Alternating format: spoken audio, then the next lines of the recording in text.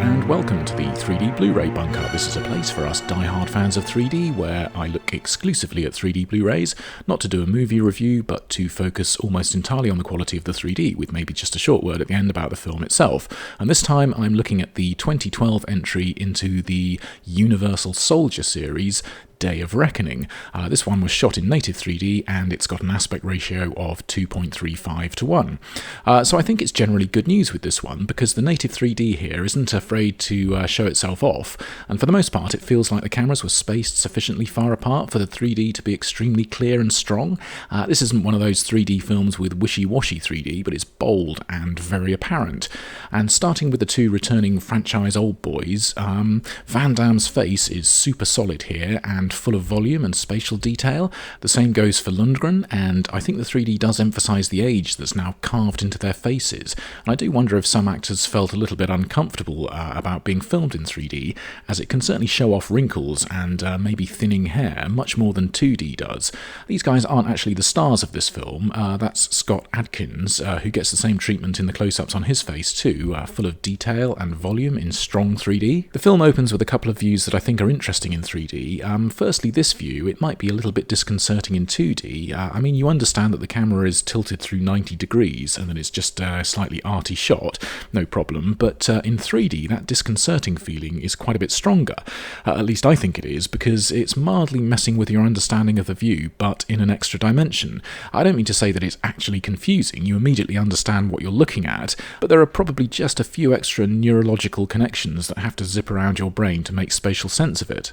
And the other interesting thing that we see during the opening sequence is a first-person view. Obviously this isn't the first 3D film to do that, but when that first-person view in 3D has you being beaten over the head with a crowbar, you almost feel it. It's not up there with VR, but it's a good way towards it, and it makes this sequence pretty powerful. There is something else that happens during this scene though, which for me came close to ruining it. When I first watched it, I actually thought at first that there was something wrong with my copy of the film, because there's some fairly rampant black frame flickering going on here. I can see how that connects with the story, but it's incredibly annoying, and it even makes this scene difficult to watch, and there's a load more strobing in other parts of the film, and at some points it's so ridiculously strong that I literally had to close my eyes. It's relentless and horrible, and if you're prone to suffering from its effects, I'd immediately caution you to steer very well clear of this film. Is by far the most egregious example of strobing that I've ever seen. And maybe more offensive than that from our point of view is the number of times the film throws in a 2D shot. These don't appear to be done for any artistic reason, and often happen to just one or two shots within a scene.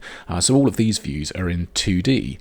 My assumption is that they had a camera problem, and it's obviously not an expensive film, so reshoots presumably weren't going to be an option. I wasn't keeping count, but I don't recall having seen a 3D film with this many drops into 2D. I guess if you added up all of these moments in the film, it maybe only comes to a couple of minutes in total, but I do find it quite jarring every time it happens. It's especially a shame in this sequence where there's some nice slow motion, which is always beneficial with 3D, but unfortunately these shots are flat. Although happily during this crash there's another bit of slow motion which is captured in 3D, and it looks great with all that glass in the air. I do wonder also if maybe some of these flat shots might have been the result of camera misalignment that they felt was a bit too much to keep in, and the reason I say that is because there are also quite a few shots that feel mildly uncomfortable, not through overly strong 3D, but I think possibly due to vertical misalignment. I didn't find them especially eye-twisting, but you could feel that they just weren't quite right. And since I'm on a roll with negatives here, I'll mention another minor one. It's one that only happens in native films, and that's the reflection conflicts, of which there are quite a few. Like the wall on the right of the screen here, these grabs are from the 2D Blu-ray, and this must be the right eye view, because in the left eye view the wall is quite bright, but here it's very dark.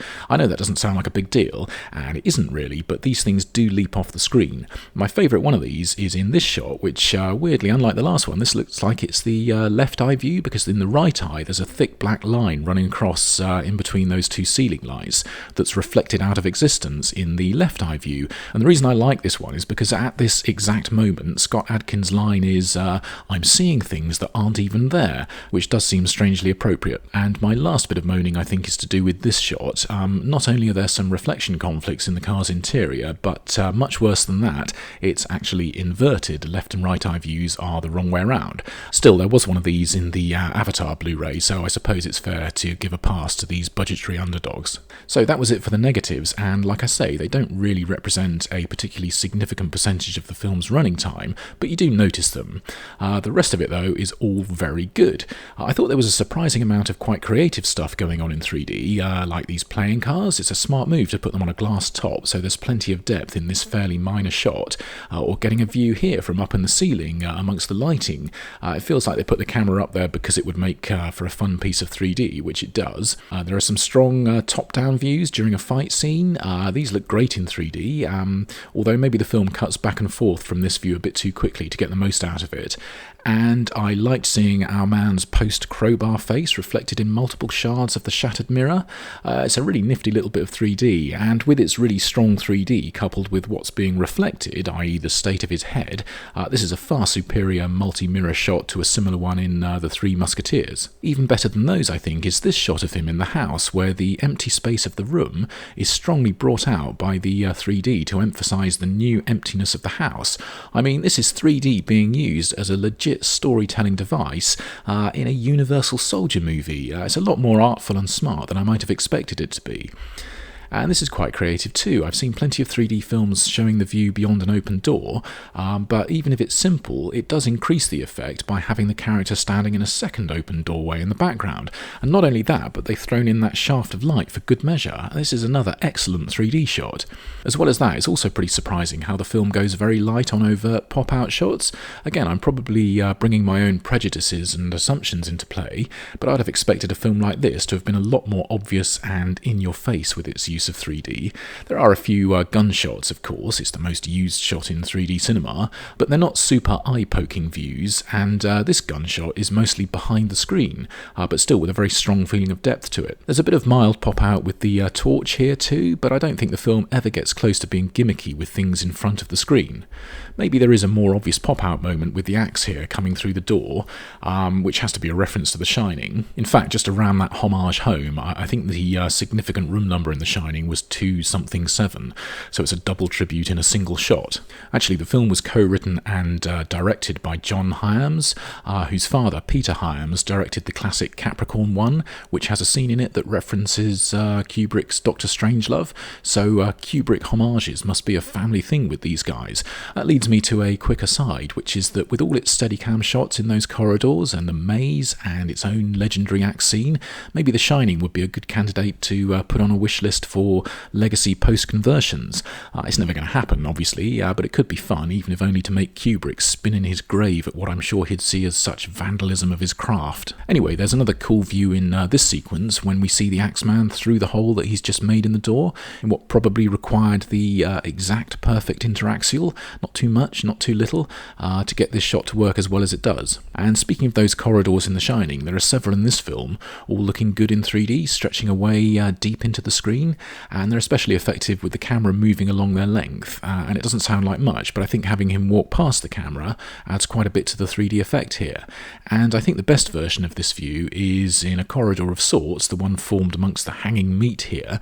It's a really nice twist on the 3D corridor shot, and it's another great piece of 3D. I suppose roads are a little bit similar to corridors in that they have a straight plane of uniform width stretching into the distance, and the 3D on these roads is strong and powerful, making what could be a fairly uninteresting view in 2D look a lot more interesting. And we saw that shaft of light earlier in the doorway, which looked excellent, and there's another example of this later in the film. The first time we see these rays, though, it's disappointingly in another one of the film's 2D moments, but fortunately and brilliantly, we get a shot in pretty glorious 3D of these light shafts with the camera moving through them. It's a fairly stunning piece of 3D, and I think it's my favourite shot in the film. There's what I think is another superb view, very unflashy and relatively banal, and it's this view of a wall with some faces painted on it.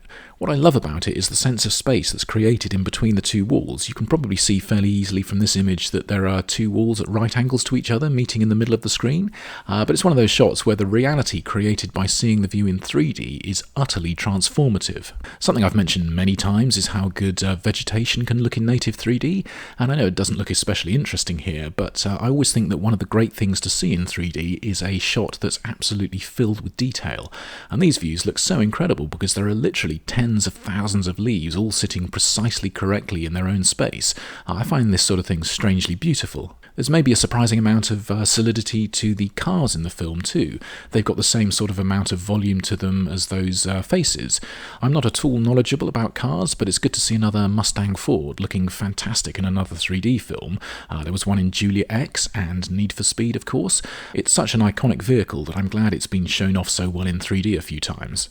So just a very quick word about the film itself. You've probably picked up on the fact that there were very few shots here of old Jean-Claude and Dolph. Well, that's partly because they're not really in the film very much, and it does commit the movie crime of not having its stars interact. Now, I only bought this film because it was in 3D, and I confess that I've not seen any of the previous Universal Soldier films. I've read that this is the 6th one in the franchise, but the 4th one in the story, or perhaps the 3rd one, depending on what may or may not have been ignored from earlier films. All of which says to me that by this time the series was in a bit of disarray, and that's sort of how this film felt to me. Very probably my own fault for not having seen the other films, but I was often a bit unsure of what was going on with the story, and whilst there was an actual story going on here, I'm not sure that Lundgren and Van Damme added much to it. The story was essentially about identity and memory, with Scott Adkins' character taking that crowbar to the head at the beginning, and then going through various searches and discoveries about his past. It felt to me like they could have pulled a slightly more coherent film out of this if they hadn't had a bunch of what felt like superfluous stuff, but as I say, that's probably down to me having passed on the first 5 films. Anyway, Adkins does go on a journey here that has a few twists and turns to it. It's a quite nicely photographed film which moves around various locations at a reasonable pace, but possibly none of that matters too much, because what the film is really about is watching guys mess each other up really badly, and people in the film do get exceptionally badly messed up via crowbar, gun, axe, baseball bat. It's often astonishingly brutal, frequently to the point where the violence is so over the top that it plays as being intentionally funny, sort of Evil Dead style cartoon violence, drenched in blood and grisliness. A lot of the action is very well staged, with some impressive fight sequences, and a good old school bit of fairly high-speed driving action. I wouldn't exactly say it's a good film as such, but there's some entertainment to be had here, especially if you're partial to a spot of quite hardcore violence, which from time to time, I admit, can be a bit of a guilty thrill. Maybe I dwelt a bit too much on some of the film's 3D technical failings, but for the most part, this is a rock-solid and impressive slice of native 3D, which is easily enough for me to recommend it to any 3D fan with a strong stomach, although definitely not to a 3D fan with epilepsy, because that strobing could quite possibly do something as horrible to your head as we see a baseball bat do to somebody's head in the film. So I hope you found this in some way useful, and if so, I hope you'll join me again soon for another 3D Blu-ray review. Until then, thanks for looking in on this one. Cheers for now, bye bye.